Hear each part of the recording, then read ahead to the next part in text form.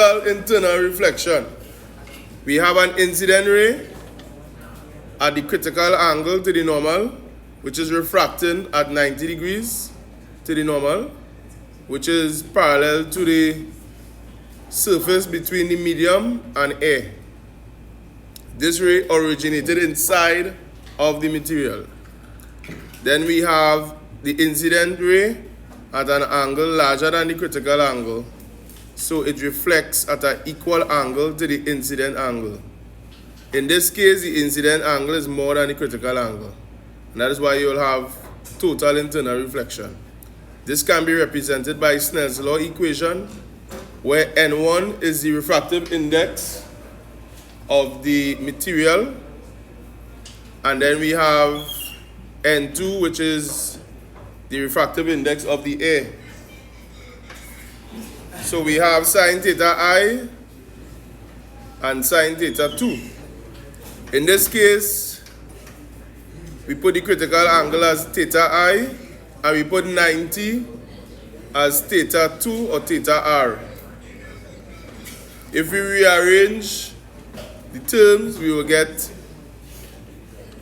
N2 over N1 is equal to be sine C divided by sine 90. In this case, N2 is equal to 1, so 1 over N is equal to be sine C over sine 90.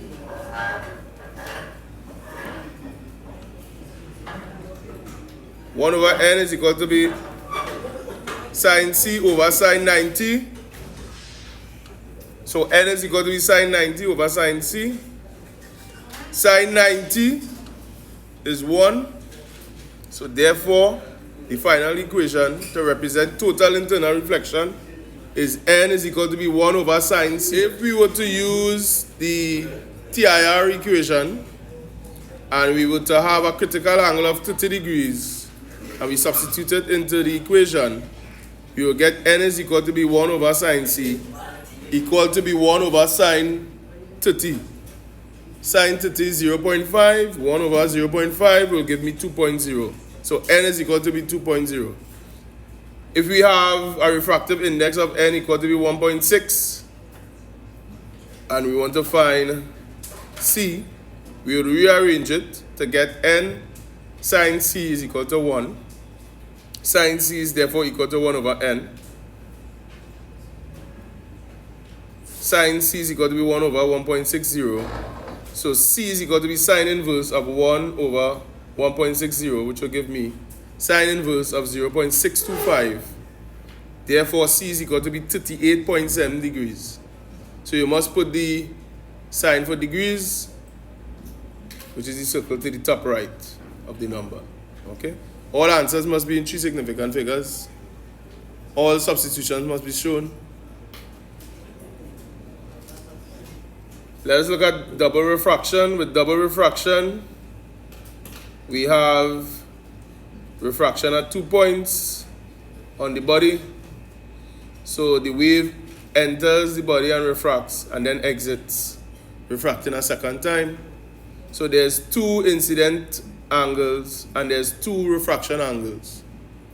The first incident angle is equal to the second refraction angle, and the first refraction angle is equal to the second incident angle. There's also reflection occurring at those 2 points, which will be seen in the subsequent diagram. If a wave enters and exits a material, it refracts twice.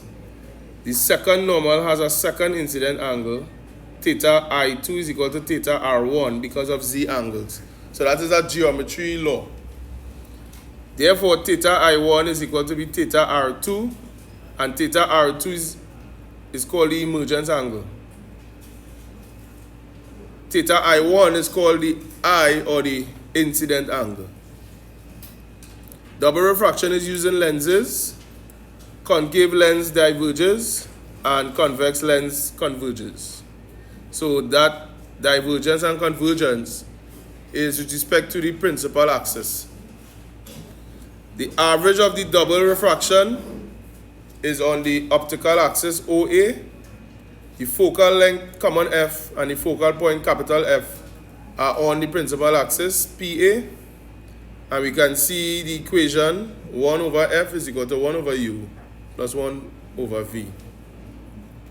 The magnification of the lens is that M is equal to V over U, which is equal to be H prime over H. Here we have the convex lens with the optical axis running vertically through the middle, and we have the principal axis running horizontally through the middle.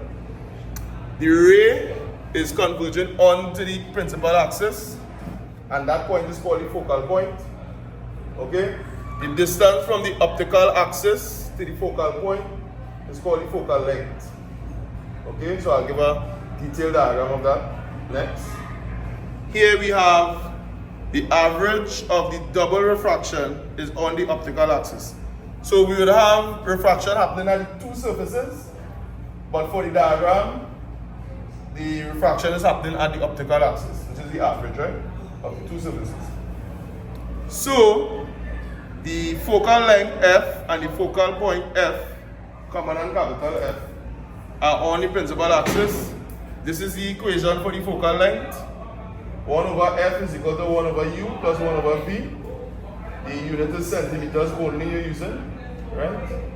And U is the object distance to the optical axis, and V is the image distance to the optical axis. The magnification of the lens is equal to be V over U, which is also equal to be H prime over H. So H is the height of the object, H prime is the height of the image, right?